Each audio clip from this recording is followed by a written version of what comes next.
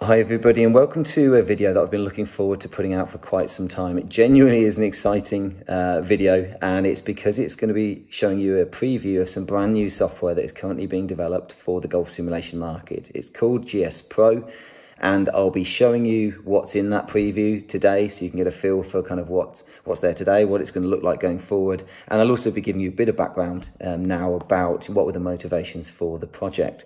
So talking about the developer themselves and why did they take on this project? Well, there's a number of reasons. One is that the investment that had been made in his own golf simulator potentially was going to waste, because the announcement was made after TrackMan acquired Perfect Parallel that Jack Nicklaus Perfect Golf would no longer be available for the simulation market after the end of August.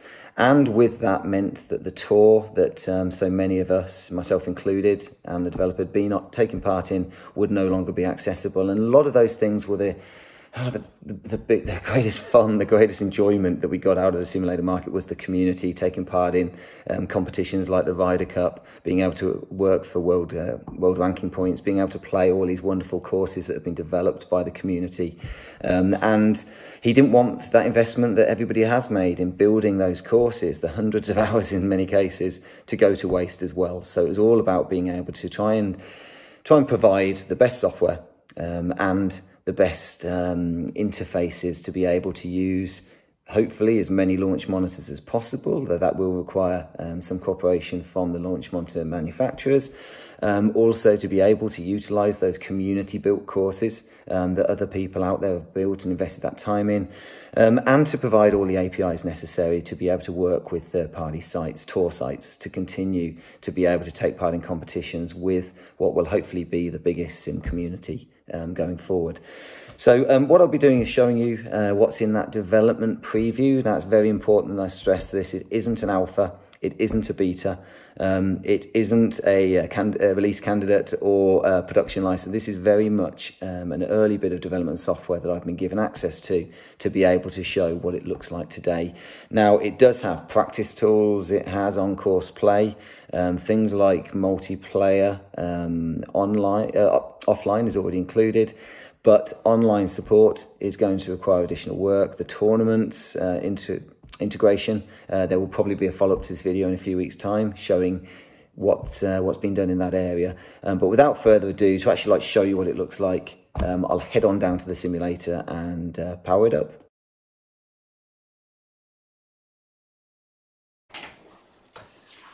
Okay, so here we are in the simulator, now getting to show you the exciting bit. What does GSPro look like? Well, here we are on the main menu. You notice the first thing I'll point out, a little red bar in the bottom right corner. What does that mean? That's actually an indication of whether you've got your launch monitor connected. So I've powered up the interface, which allows me to select the Bluetooth port and connect to my GC2. What I now need to do is interface to the game itself. So I'll quickly go there and connect. You'll then notice that has gone green. That alone is a nice touch. A few times playing, GC2's dropped out, or SkyTrack, whatever it may be, you're hitting shots and it's kind of not showing, and it's annoying not to be able to then figure out what's going on. So having that visual touch is good. Then you've got the menu with a number of options. As mentioned, this is a development preview. It's not an alpha, not a beta, not release candidate, and not the production release. So this is not available today. This is something I've been given to be able to show you guys what is in development and what it's looking like at this stage. Some of the things are not going to be in the game. Things like tournaments. Tournaments is in development, and actually there will be a follow-up video, hopefully sooner rather than later, showing you what's been done there. But that's allowing third-party tour sites to use the APIs within the game to be able to publish tournaments, track the results, and to be able to run tours, which is exciting for me because that was my motivator for building a sim, and it still is my motivator for generally going out and using the sim, is to compete for weekly points, prizes, tournaments, world rankings, Ryder Cup competitions. And with the developers' aim of supporting basically as many launch monitors as is possible with cooperation of the various manufacturers, that could mean that there could be a wonderfully large sim community competing with each other using different technologies and competing fairly using settings that are locked down within the game. So that's very exciting. Online play. Online multiplayer, the ability to play against people using their simulators away from your own. That is planned for development, but the priority right now, I understand from the developer, is to be able to get the local play, get the physics, get basically the ability to use your simulator and take part in these competitions. That is the priority, and then online play should follow. Without further ado, I'm going to show you what do the practice tools look like. So there's two, driving range and on-course practice. I'll show you both. First thing, driving range. Effectively, what is it? It's a driving range, funny enough. And it's got markers 25 yards and on. It's got a lot of data down the left-hand side. I'll explain the 3 carries at the top in a bit after I've hit a shot. But all that data down the left-hand side can be customised. So, something like spin axis. I'm not really interested in spin axis. I much prefer to see side spin and back spin because those numbers I understand, haven't used them for 5 years in the sim. So I'll go down there and select side spin, sorry. And if it's things I don't want to see, I could deselect them. Peak height, deselect it. But things like peak height, descent angle, that's often the kind of information you get with the more high-end simulator software, less so on the kind of game type. So it's great to see something being produced that is going to be addressing those that want to seriously work on their numbers and practice, and those that want to go out there, play courses around the world and take part in those kind of competitions. So it's good to see both. There's a slider on the left hand side, that's also great. As we slide it down or slide it up, you'll see that that distance number is changing. That's the target, setting the target for this shot. If I go close up, you'll see there is a hole and a flag and target circles. I'm going to set this to 170 just to hit a couple of shots for you so you can get a feel for what it looks like. It normally takes me a few attempts to zone in. Let's maybe hit 3. There's the first. That's not that bad. If that's the only one I'm going to hit, I'll probably take it. Get up there. Get in the orange. Get me something. Yes. Pretty happy with that. I'll hit another one. And then I'll talk to you, what does that data mean? Well, that was trying not to pull it left. I succeeded, but it wasn't a good shot. So what do these numbers mean, the 3 different carry numbers? You've got distance for the total yardage, but interestingly you've got carry game. Carry game is what we've really seen. It's using the algorithms in GSPro, and it's calculating what was the carry from the point I hit it to the point it landed down on a surface. Carry raw is what would have been the carry in the game if it didn't have any wind or didn't have any altitude affecting that, I believe. I don't think it's related to elevation. I think it's altitude and wind that are stripped out, so you could have seen what that would have been. Carry launch monitor is very interesting. That's actually the carry that's being shown by your launch monitor, in my case GC2. So the game algorithm had it carrying 153.6. GC2 algorithm had it carrying that little bit further. That's differences in how, you know, flight models and those kind of things. If you prefer to use your launch monitor carry, then there is actually an option here saying use launch monitor carry, which is great to see. So really nice to see these options, and having a range there is important for those that just want to bang out shots, work on the numbers, and of course a lot of people do. But I prefer to practice out on a course. Whether that's in a tournament, I often use some of the competitions like closest to the pin or exhibitions as kind of a practice round and work on my game while I'm playing those. I don't tend to have the focus for just going on a range. But being able to practice on the course is great, so you can practice specific shots that maybe you struggle with and really focus on actually like hitting shots into a green or into a pin, which like you would on a real course. So you've got these additional icons in the top left. What is the golf ball one? When it picks it up, and allows you to place the ball anywhere you wish on the course.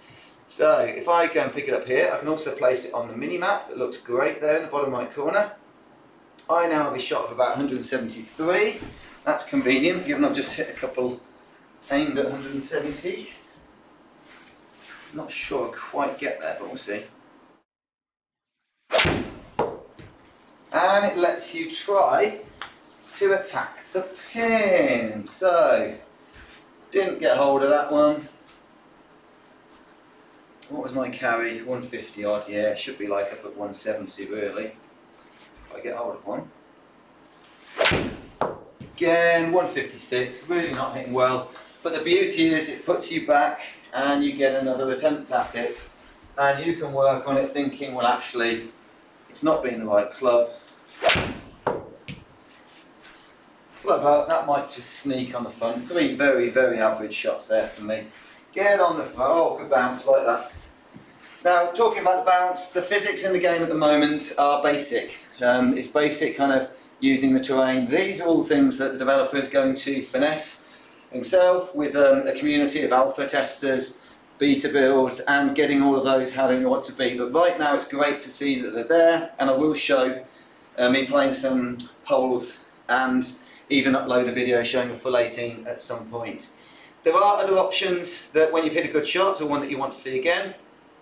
Even though a lot of the graphics and camera angles are still to be done, things like the flyovers, the preview builds, it's great that you can select a camera, make some adjustments, and go back and look at your shot. So if you have hit a particularly good one, get your phone out, video it, take a replay of it and think, yeah, that's not bad. I mean, it wasn't a great shot, but I'll take that.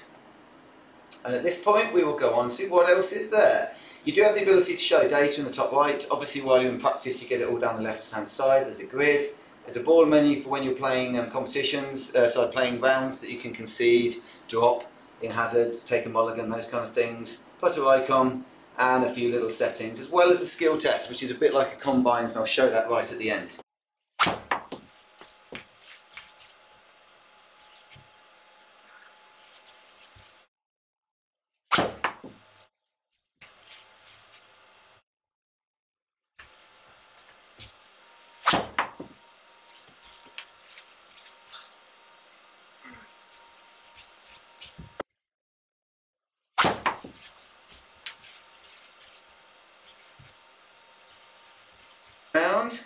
What's it like to actually go out and play on the course? So I'm going to load up Scioto Country Club. I'm going to select 2 players so you can actually just see that multiplayer is supported. One of them can be off shorter tees and one can be off, well, why not very short tees, just to make this a little bit quicker for showing the holes. You can select your game mode, so again, things like stroke play, alt shot, green, some scramble, Stableford practice, showing that, you know, the aim is to support a full variety of game modes, which is great to see. You can select different tees. You can either select a tee here for both the players, or you can select them individually. You can change the firmness of fairways and greens, and again, all of these things are kind of being finessed. Wind and gimmies are important. Some people like to putt, some don't, so you can have auto putt, set the stimps, etc. What I'll do is start this up. This is a community developed course, so again the designers have put in countless hours over a period of time to design all of these courses that have been made available for the community, which is great to see, and yeah, it's nice to see that people have put in so much effort to provide these courses to the wider sim community. When I play a course, first thing I'll do is open up the mini-map. I always like to have the mini-map, and I actually like to have the grid for when I'm on the green and things like that. But anyhow, now the graphics I think look great. I think it's a really nice, natural looking course, this one, the lighting. But in this development preview, there's also quite a cool little feature, which lets me customise. Oh, how sunny is it today? What's the kind of time of day? Do I want an early morning start where it's a bit gloomy and the shadows are lower, or are we going to go up to slightly like mid-morning?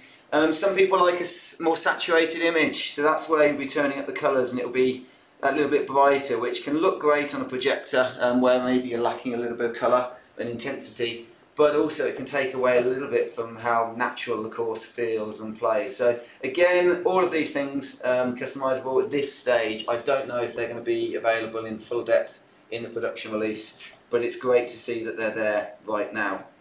Without further ado, I will start hitting a couple of shots because I'm sure you want to see what it's like, and then I will load up a second course so you can see how they look differently.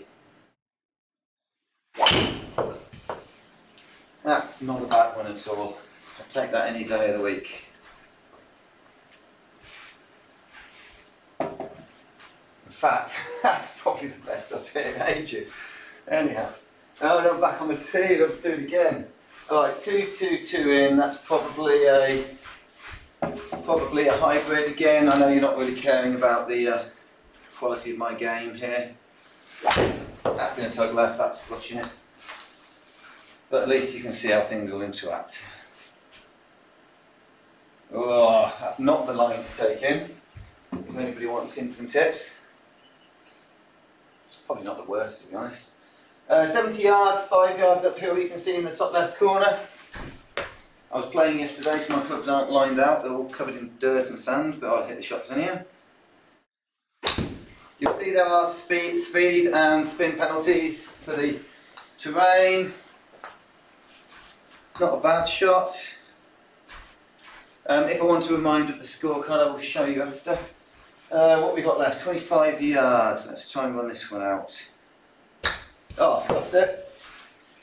I normally use a 64-degree wedge, that would mean not being comfortable. But as I say, it's playing really well, it looks good.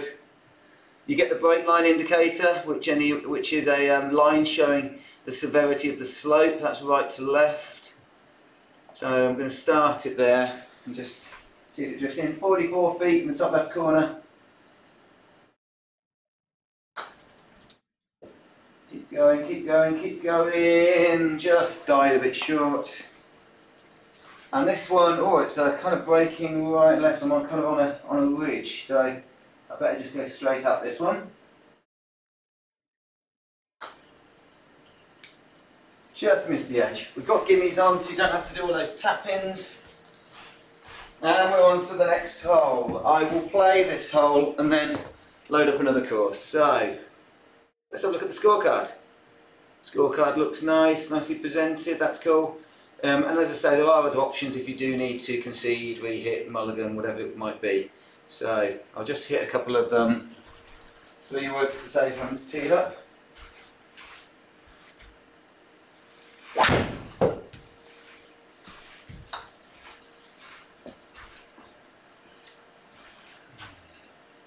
Ooh, tree, will that get in the way? Might do.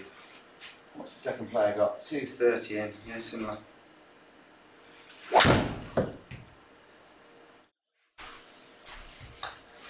Decent hit, just pulled it a bit left, that's my miss at the moment. 120 in, plus a bit of penalty. Probably a 9-iron given the penalty. Oh, I pulled that right, that's going to stay out right, so I pushed it right in. Yeah, needed to, didn't really get hold of it either, I was worried about over-hitting it. But again, you can see how well it's playing. Did I hit the shot from the trees? I can't remember if I did. Or was I not in the trees? In the end. That's the last hole, I think.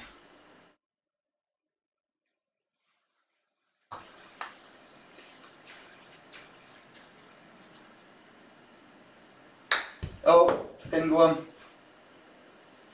And it's gone, yeah. Caught that thin. Bit of work to be done, and then I'll load up another course. So again, I might fast forward this a little bit for you. 17 down 5, up 12. Bah. Just missed the edge. And this one, 12 down 1, about 11. We're in. We've got one in. Good. So, let's load up another course again, so you can just get a feel for different couple of looks there. Scorecard, how did I do? Papa, not the end of the world. End round, local game. Let's have a couple of holes at Los Angeles Country Club, another community designed course. Let's bring this into back tees, and that will do just to get it going. Now there's a video I've done where I play the full 18, and I'll load that up just to show that even though, you know, it's early days in terms of some of the features, how much functionality is in this development build. It really is impressive. I do remember it's a long par 5 to start off with, which is a little painful, par 5 to start. We can handle it though. Let's get the data on there. Let's call up the minimap. Let's try and bash one down in the middle-ish. Oh, that's tugged left horrendously. Talk about falling back off that one. Oh, bounce out, just bounced out. Again, the physics, whether that would, that's neither here nor there at this stage.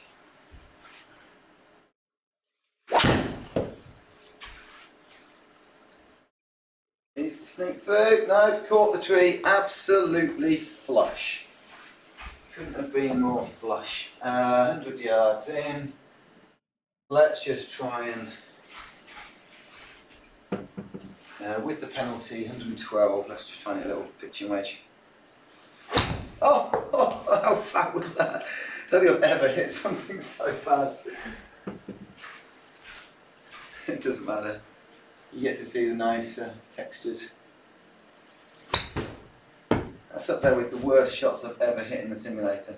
I hit the ground about 30 centimetres behind the ball.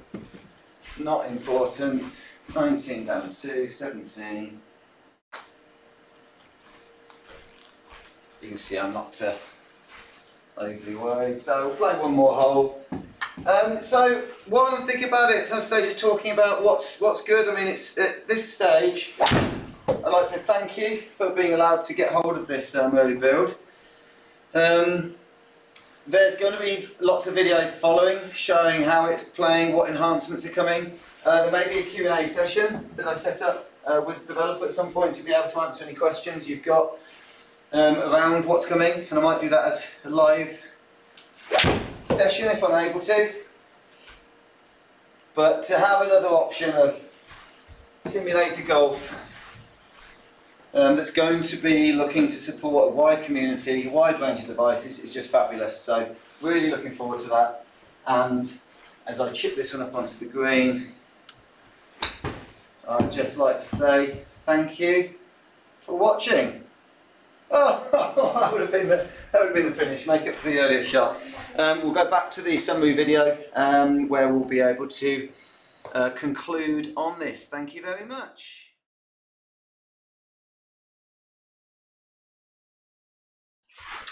One other very cool feature within the GSPro bundle of software. Now, this isn't included with the game itself. This will be an optional extra. But it's for something really seriously working on your game, being able to get club data if you have something like a GC2 and HMT, and being able to look at all the data as you're hitting your shots, both club, ball, look at it in tables, analyse the data, but also you can add your cameras over here in the top right corner for a head-on camera and the behind camera. And what's very cool is if you activate the cameras and set it up right, I go in here and hit a shot. Started it right, coming back. Not the worst hit I've ever hit. Little bit toey. Did that one update? Let me just check it did. I didn't actually look at what the data was. Yep, 113, 21.8 launch angle. 157 carry. We're in meters, so I do need to change that, but that's neither here nor there. But what's cool is if I then go into the video, I can go back and, oh, I do not want to see this really. It automatically triggers with the GC2 shot, so I can see how I'm addressing the ball. The moment it gets to there is the point at which it's set how far back. Again, don't even get into analysing my my swing. It's not what I do. Very into out. And you can see where it hit the screen there. And the kind of not full follow through. So that's pretty cool. I can go in and look at the data for the shot, click it twice, I can go into the full screen. 5 into out, what up? Obviously didn't gather all of the club data there. And the final thing I thought I'd tag on at the end of the video is at 4 times speed, to make sure you don't take too much time. I do play fast. My speed golf video on my channel record is 14 minutes 7 seconds, so it wouldn't have taken up too much more of your time, but I wanted to just show that actually you can play 18 holes within the current development build of GSPro. And you'll see at the start you have the ability to customize the light and the settings and time of day and reflections. You can go into bunkers and grass and do it for loads of different things. And those settings are saved on a per course basis. So depending on the designer's preference, some courses may appear oversaturated, undersaturated, like too bright or too dull for your preference. So it's great that you can go in, modify it, and save that to your own preference file, which is really nice. Another thing that I didn't point out in the video earlier, on the overhead map in the bottom right, on the previous hole, you actually saw there was a thick white line down the side. It's actually showing out of bounds, which is great to see, because it's been very frustrating playing on some of the courses using the software I've been using for a long time. There you go, you can see it again, where you don't actually know where there's an out of bounds line. So that's something that I think is really nice. While I was playing, as I say, my intention was just to play a few holes, but I was having so much fun that I just thought I'll carry on, and ended up playing the full 18, and was honestly surprised that I didn't encounter any issues, that it worked beautifully. So as I was playing through, I thought the graphics looked great. You know, the ball was bouncing around nicely. Of course, the physics are going to be finessed, and there's a lot of work to do around the different surfaces, how the ball will interact with those, and that'll be part of the development alpha and beta testing. But I was having fun. There were a couple of anomalies I found. I don't know if one's gone by, it might be coming up shortly, where the ball went in a deep bunker, and because it's below the surface, it gives a weird graphical glitch that means you can't really see what's going on. Now that's, again, something I've seen using other software, so hopefully that can be ironed out, but it's, as I say, nothing that I haven't seen before in production systems. The other glitch, here we go, this is the point I'm talking about. You can still see the distance and hit the shot, but obviously when there's a few more camera angles added where I could fly up and have a look at it, that would mean that that's kind of a non-entity. But there is another glitch later on that I'll talk about, where the ball goes through the surface of the floor. It was a massively low, I think it was about 1 degree 3 wood, that went under the surface of the ground. I went through the ground, and I had to take it was out of bounds, so I had to re-hit, and that cost me a shot or two. So, but as I'm playing, it's great. And while this is going on, I just thought I'd talk to you about my kind of feelings about this. I mean, firstly, I'm delighted and very privileged to have the opportunity to test such an early version of the software. So I'm grateful for that. But the second aspect is just how well it played, how nice it was to use. I'm hugely impressed that it's targeted at both the serious practice golfer, for want of a better phrase, as well as those that just want to go out and have fun and play courses with their friends. The fact that it wants to integrate with tours is very important to me. I mean, that's the reason I got into simulation golf, and it's the reason that I've been passionate about it, as you can see from my channel, where I've been playing weekly competitions for a number of years, fighting for world ranking points, captaining in the Ryder Cup. They're the things that motivate me to get out to the sim and play. But also, I really like the fact it's the developers looking to support as many launch monitors as possible. As I say, some of those are going to require the support of the launch monitor manufacturer, and I hope that they embrace this, because bringing together that sim community allows people to all be part of a tour, take part in bigger competitions, and really just pull together. And I think it also, being able to have software that can support multiple systems, really encourages, in my opinion, best of breed development. It means that you're looking to add the best features to make it attractive for users, rather than siloing off your software to your own proprietary launch monitor, knowing that there's no other option for those people that are investing large amounts of money in launch monitors. So I think it's a really healthy approach that's been taken.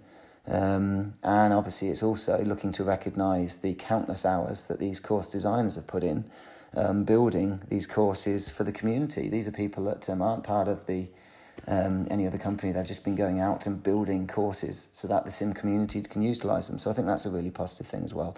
So all in all, it's been great. This is the anomaly. Hit a low 3 wood, went through the ground and out of bounds. I'm sure that can be looked into at this stage, but at this point I thought I was going to shoot under par, and it all just didn't quite happen. But I can only really say at this point, thank you if you've watched this. I intend to put out more updates as the development continues, probably one quite soon about tournaments and a skills based game where it sets targets and you get points, how close you are to hitting your target. That's actually in there today, but I'm going to save that for the next video. Please continue to keep an eye on my channel to see what's going on. I don't want to ask people to subscribe, they'll kind of just have. I thought this was a feature built in where you have to do a nice little tap in on 18. I thought that's nice to kind of finish the round properly. But then it stayed there, and I thought actually it's just not concluded what should happen at the end of a round. So you have to go to end round. So maybe that's a feature request. But thank you for watching. I hope it's been interesting for you, and I look forward to sharing more with you in due course. Thank you.